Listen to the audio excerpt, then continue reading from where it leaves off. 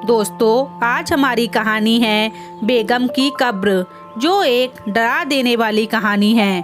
शाम के तकरीबन 8 बज रहे थे और बारिश की बूंदें इक्का दुक्का आसमान से टपकने लगी थीं।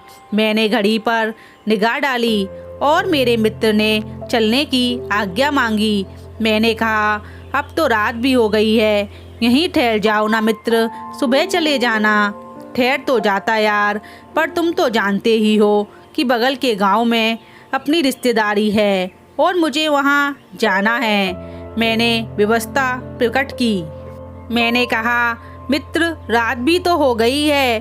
तो मेरे मित्र ने पलटकर जवाब दिया, तो क्या हुआ, गांव भी तो बामुश्किल 3 किलोमीटर ही है।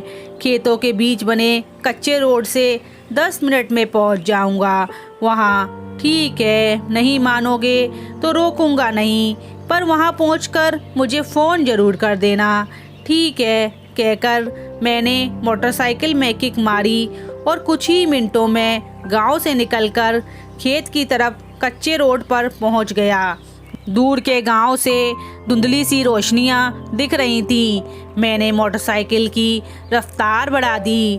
खेतों के बीच से जाते लगभग 3 किलोमीटर रास्ते को तय करने में मुझे 10 मिनट भी नहीं लगे, तब जबकि मैं गांव से बस 400-500 मीटर दूर था। मैंने अपनी मोटरसाइकिल रोक दी। गांव में लोगों की अभी भी जगार हो रही थी, मतलब अभी तक लोग सब जग ही रहे थे। मैंने अपने मित्र का नंबर लगाया तो उसने पूछा, पहुंच गए? पहुंच ही गया समझो। समझो का क्या मतलब है, बस गांव की सीमा पर खड़ा हूँ यार।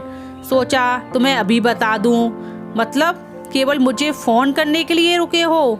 हाँ, पर बात क्या है, इतना कुरेद कर क्यों पूछ रहे हो? तुम पहले बताओ तो सही, केवल फ़ोन करने के लिए रुके हो या कोई और बात तो नहीं है? नहीं नहीं यार, बस फ़ोन करने के लिए रुका हूँ। अब लघु शंका करने की भी बात तुम्हें बतानी पड़ेगी क्या? अचानक मित्र का लहजा बदल गया। हे भगवान, हे भगवान, तुम गांव के पास तराई पर तो नहीं रुके हो? तभी मेरे मित्र ने जवाब दिया, नहीं नहीं, मैं तराई पर नहीं रुका हूँ, मैं तो उससे थोड़ा आगे रुका हूँ। जहाँ लघु शंका कर रहे हो वहाँ कोई पत्थर तो नहीं गड़ा है? ऐसा अपने मित्र के पूछने पर मुझे घबराहट होने लगी।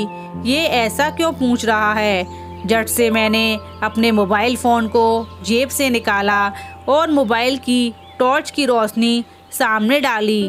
टॉर्च की रोशनी डालते ही मुझे एक पुराना पत्थर जो ज़मीन में अंदर तक धंसा हुआ था, बगल में हरी चादर और कुछ जली हुई अगरबत्तियाँ बिखरी पड़ी थी। मैंने मित्र को बताया तो उसकी बोलती बंद हो गई।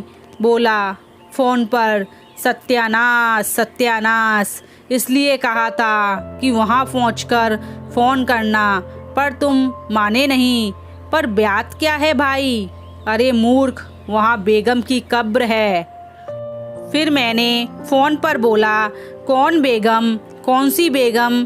किसकी बेगम? अरे ये कहानी बहुत पुरानी है, इसे हम बेगम की कब्र कहते हैं। 50 साल पहले की बात है।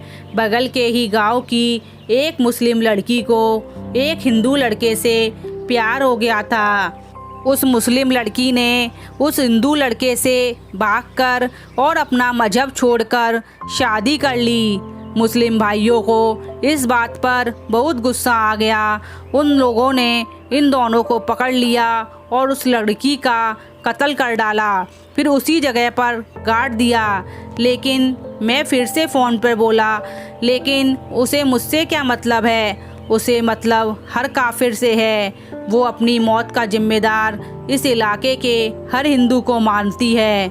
जब भी रात में कोई वहाँ से गुजरता है तो उसे ये मौका हासिल होता है, उसे छोड़ती नहीं है वो।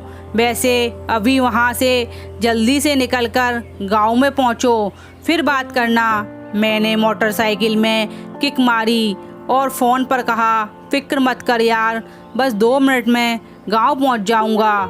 पहुंच जाओगे, लेकिन अभी पहुंचे तो नहीं हो ना। अचानक फ़ोन कटकर नीचे गिर गया। हू हा, आवाज़ आने लगी। मेरे शरीर में डर के कारण कांप रहा था और मोटरसाइकिल भी स्टार्ट नहीं हो रही थी। मैं लगातार ज़ोर ज़ोर से किक मारने लगा। मोटरसाइकिल आगे बढ़ ही नहीं रही थी। मैंने पीछे गर्दन घुमाकर देखा तो एक सुंदर बाल बिखरे, होठों पर कुटिल मुस्कान लिए अपलक खड़ी मुझे ही घूर रही थी। वो मेरी ओर झपटी। मैंने मोटरसाइकिल वहीं छोड़ी और तेज़ी से दौड़ा और वो मेरा पीछा कर रही थी। मैंने हिम्मत नहीं पारी और मैं जैसे तैसे गांव वालों की मदद से अपनी जान बचा पाया। तो दोस्तों, आज की कहानी आपको कैसी लगी? पसंद आई तो चैनल को लाइक, सब्सक्राइब और शेयर ज़रूर करें। धन्यवाद।